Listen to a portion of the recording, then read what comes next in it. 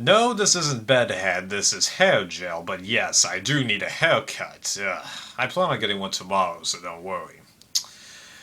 So the good news for you guys is I've got a whole bunch of videos coming that have been in limbo for like forever, and then you've got a DVD and Blu-ray update, which is what you're getting right now.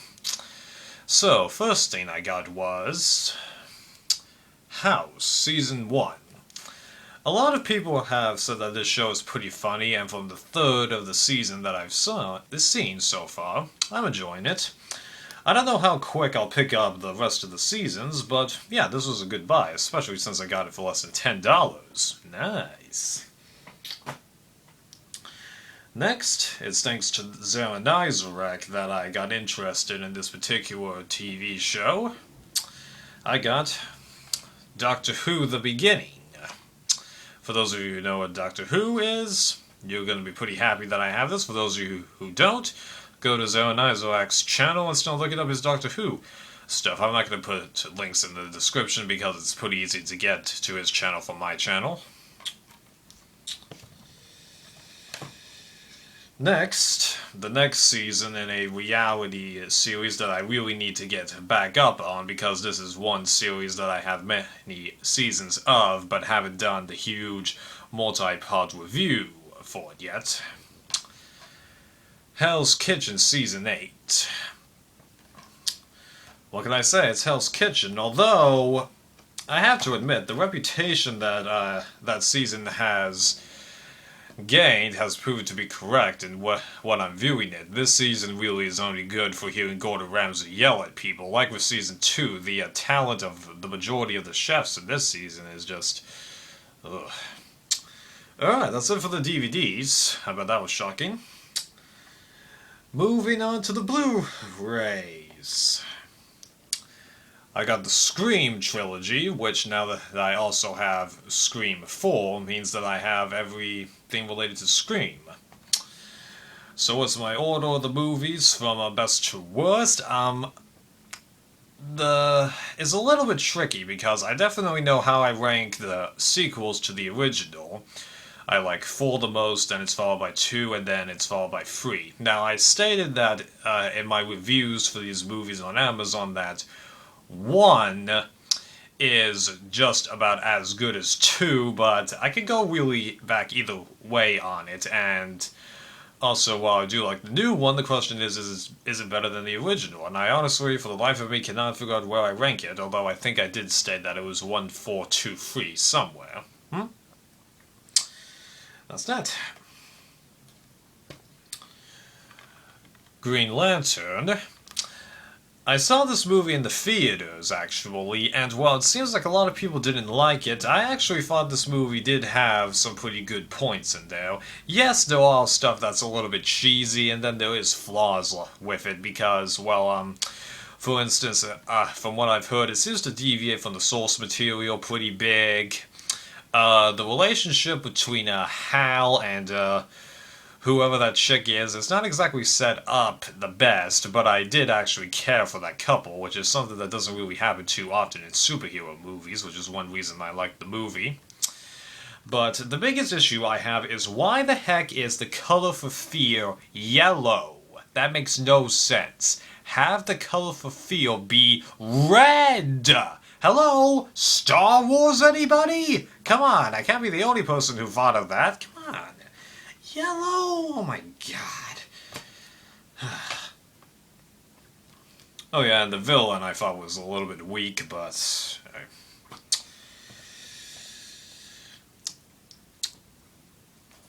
You already knew that I had this, Rob Zombie's Halloween movie.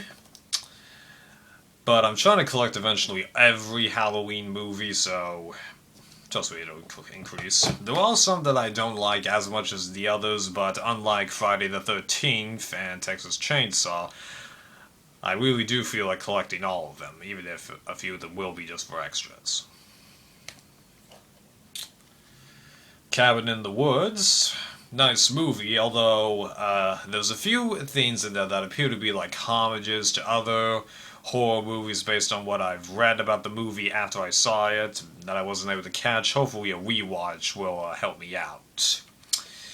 even if it does mimic the Evil Dead movies a good way, but I'm not totally a big fan of those because, okay, getting off the DVDs for a few seconds here.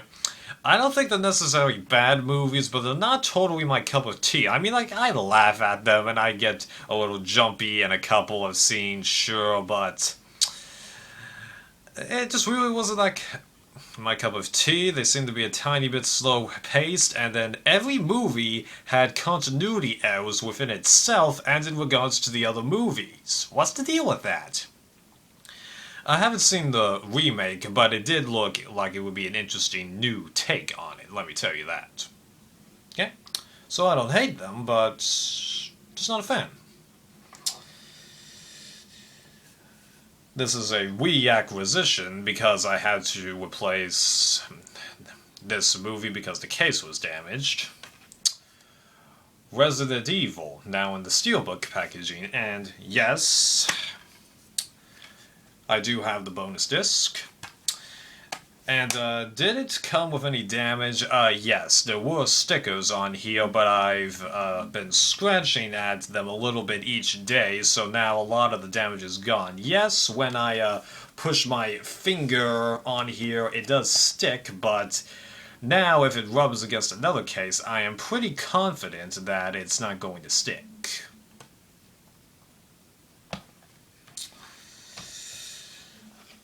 The Town, directed by and starring Ben Affleck, or as I like to call this movie, The Departed, Take Two, because this movie has several similarities to The Departed. It's hella long. The main character, by all rights, should be the bad guy, but you nonetheless find yourself rooting for him. And there's all kinds of relationships between the characters, big relationship issues, life questions. It's all pretty interesting, and since I'm comparing this to The Departed, which one do I prefer? Honestly, I think I'm going to go through this one, because this movie fixed one of two problems I have with The Departed. Problem one being the length, because they're both hella long, but they kind of have to be, I'll admit, and two, the ending. If you've seen The Departed, you know what I mean. Nonetheless, though, despite my gripe being about the ending, I nonetheless made sure I got the digibook because this was the only edition that I could find that included both the extended cut, I don't know if you can read that, and the extended cut with alternate ending, even though I actually hate the alternate ending. You can probably guess why. You haven't seen the alternate ending, look it up. It's on here, trust me. Gotta rearrange a few things. Let's try and speed this up. The Italian Job, I don't really need to describe this that much. I haven't seen the 60s version, but I don't really plan on seeing it anyway. Friday the 13th, the remake. I'm honestly not a big fan of this movie, but of all the Friday the 13th movies, this is one of the few that I did reasonably like, but the comparison that I use is that while some James Bond movies are called bad, usually they're just bad Bond movies. They're still nice movies. Here, even the good Friday the 13th movies aren't that great movies, but that's me. Because most of you know, that franchise was basically a bust for me. Movies 3 through 5 are the Fast and Furious movies. I don't have the 6th one yet because the slipcover doesn't actually match all the rest of these slipcovers, although ironically the case inside matches, it's yellow. So I'm just waiting for them to hopefully come up with a slipcover that's like these, and then I'll purchase it, and then I'll actually get to watching all these movies. Started with the first one, then I'll watch the second one for the first time. I've only seen the first. And then I gotta figure out where I watched the third movie, because, okay, for those of you who are confused about the order of the Fast and Furious movies, you can either watch them in production order, So you just go by the numbers on the sides of most releases of this movie, at least on Blu-ray, meaning that you go 1 through 6, or you watch this one, the third movie, Tokyo Drift, as the 6th movie. And that's it. The 7th comes after every other movie, both orders, so yeah. And yes, I've heard that Paul Walker is actually getting killed off screen rather than having him die in the movie, which I think is stupid because, I mean, like, come on, there's tons of other franchises out there that have killed major characters off screen, and usually they tank when that happens, because that's what happened with the Terminator series, that's what happened with the Halloween series, like, twice. So, yeah, you know? It's just not a good move, and especially since this series appeared to have regained its fan base after apparently the disappointing reaction from fans related to this movie and the not so great reviews that this one got, based on what I've read on Wikipedia and a couple of other review sites. That's percentages, I mean. Because like I said, I've only seen the first one. Almost done. Supernatural Season 3, but you guys knew that. And Supernatural Season 4, I've got the review for this season coming up, but here's a funny story, because my parents were kind of miscommunicative about what exactly they were going to get me for my birthday. I actually ended up getting 2 copies of this season. Now, why do I still have the second one? Well, that's because Amazon isn't offering the trade-in for this season, so I'm kind of stuck with it. They actually did the same thing with Hell's Kitchen Season 8, but that season was being offered as a trade-in, so I was able to trade it in. So, I don't know exactly what I'm going to do with this. I don't really have any plans on selling it, because there's so many copies of this out there that, you know, it's just not worth it. So, have to see about that, won't we? Alrighties, guys, so that finishes the DVD and Blu-ray update, and I've been considering adding to these kinds of videos what books I've been getting. Let me know in the comments what you think about that, okay?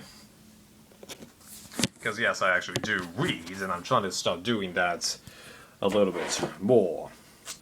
And yeah, so hopefully you enjoyed this video, and there's many more to come from me.